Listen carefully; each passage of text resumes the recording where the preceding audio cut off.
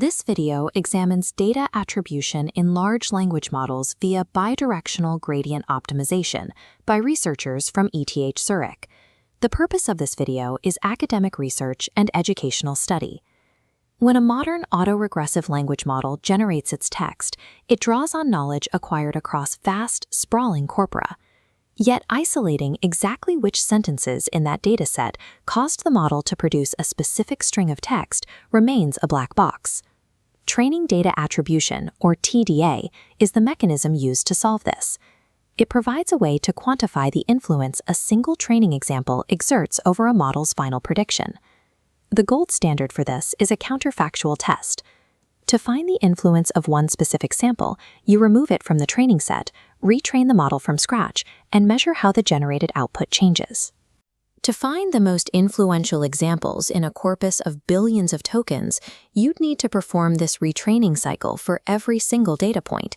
This makes exact computation mathematically intractable for any modern system. Making AI systems auditable requires a different path, a mathematical approach that shifts the focus from exact retraining to scalable approximations of influence. Traditional robust statistics attempt to solve the compute problem using forward influence functions.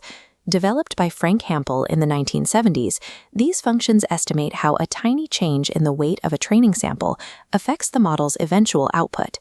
Modern versions of this, like Trackstar, require inverting the model's Hessian matrix. Because Hessian inversion is memory-intensive and computationally expensive, these forward methods fail to scale effectively for the parameters in today's LLMs. An alternative is the mirrored influence hypothesis. Instead of looking at how training samples affect the output, we look at how the model's behavior on the training data changes after the model has been optimized on its own generated text. This is backward influence. Recent backward implementations often use gradient ascent to unlearn the generated data. By forcing the model to move away from that specific output, researchers can measure which training samples see the largest spike in loss. However, these prior methods have been limited. They typically focus on isolated fact tracing or look at influence across an entire dataset rather than individual samples. Tracing the nuances of open-ended generation requires a more comprehensive signal. We need a bidirectional method that captures both the unlearning of the output and the fine-tuning toward it. This is the foundation of the DABGO framework, data attribution via bidirectional gradient optimization. It starts with an autoregressive language model generating an output sequence from its base parameters. Optimizing on a single sequence causes catastrophic forgetting. DABGO prevents this using elastic weight consolidation, anchoring the weights. This requires the Fisher information matrix, which DABGO approximates diagonally for feasibility. This computationally efficient constraint provides the stability needed for precise model perturbation. It allows researchers to see how the model reacts to its own output without breaking the underlying network. With the constraints in place, the framework creates two distinct paths. In the first, the model undergoes several steps of gradient ascent. This is the unlearning phase, mathematically pushing it away from the test sample. Simultaneously, a second version of the model undergoes gradient descent. This fine-tuning phase pulls parameters toward the generated text. Finally, we measure every training sample's loss under both models. The absolute difference is the bidirectional influence score. By isolating the delta between these opposing forces, unlearning and fine-tuning, DABGO extracts the true causal signal from the dataset noise.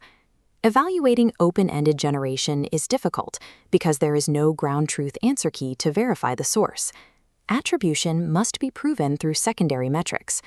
Researchers use the tail patch absolute score, or TPA. TPA rests on a simple premise. If a training sample is truly influential, updating the model on that specific sample should cause a massive change in the likelihood of the test output. When compared to baselines like BM25 or Trackstar, DABGO consistently achieves higher TPA scores. It reliably identifies the samples that exert the most influence on the model's probability distribution. To double-check these results, the researchers tried counterfactual retraining. They identified DABGO's most influential samples, removed them from the training set, and retrained the model from zero. The result was a significant spike in loss for the test output. This confirmed that the bidirectional influence score is identifying the specific data structures that allow the model to generate that text. We can see this in practice through factual attribution. When prompted with ancient Rome, a model generated a description mentioning that the civilization was centered on the city of Rome. DABGO successfully traced this phrase back to an exact string in a Wikipedia article titled Outline of Ancient Rome, which contains identical phrasing. The DABGO method also captures complex stylistic mimicry. When generating a first-person battlefield narrative based on an Edward P. Rowe novel, DABGO analyzed the result down to the exact token. By checking the difference in token-level likelihood, DABGO isolated the stylistic vocabulary, words like bullets and flag, driving the attribution back to the source. This ability to trace both hard facts and narrative styles shows the framework operates effectively at various levels of data granularity. The journey from opaque outputs to the bidirectional influence score shows that while exact counterfactuals remain impossible at scale, we can now approximate that influence with mathematical rigor. Using the Fisher information matrix to bypass Hessian inversions makes this process scalable, allowing us to audit models without the exponential costs of traditional influence functions. We've seen that capturing the full spectrum of generative behavior requires both paths, the unlearning of gradient ascent and the fine-tuning of gradient descent. DABGO provides a mechanism for generating mathematical audit trails, allowing researchers to link specific model generations directly back to their most likely origins in the training data. There are still hurdles.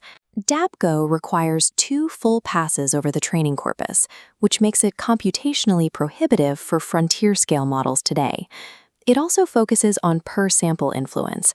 It doesn't yet account for the complex, synergistic interactions that might happen between large subgroups of data. The next step for research is to move beyond observing loss changes and toward isolating the specific causal components at the token level. The takeaways for LLM research are clear. First, backward influence is more viable for generative AI than forward functions. Second, bidirectional optimization is necessary to capture fine-tuning signals. And third, data attribution must audit abstract stylistic mimicry, not just facts. Tracing the gradient backward offers a practical mechanism for closing the feedback loop between training data and model behavior, a technical requirement for building more auditable AI systems.